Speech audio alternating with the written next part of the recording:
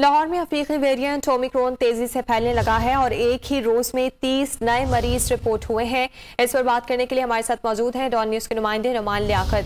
नुमान, बताएगा लाहौर में मजमूई तौर पर कितने केसेस हो चुके हैं और अस्पतालों की सूरत हाल कैसी है?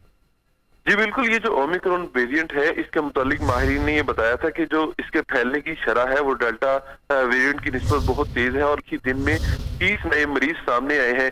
इस वक्त जो लाहौर के अंदर ओमिक्रॉन के केसेस की तादाद है वो 348, जबकि पंजाब भर में ये 432 तक जा पहुंची है और लाहौर में कोरोना वायरस के मस्बत केसेस की शरह भी बढ़ना शुरू हो चुकी है और आज ये शरह जो है वो 8.5% रिकॉर्ड की गई है। बेड्स की तादाद बढ़ा दी गई है और ऑक्सीजन की वाफिर मिकदार मौजूद है ताकि अगर केसेस की तादाद बहुत ज्यादा बढ़ती है तो फिर इसकी रोकथाम के लिए और इसके कंट्रोल के लिए अस्पतालों के अंदर जो इक़दाम है वो मुकम्मल हो। जी बहुत शुक्रिया अपडेट्स के लिए नुमान।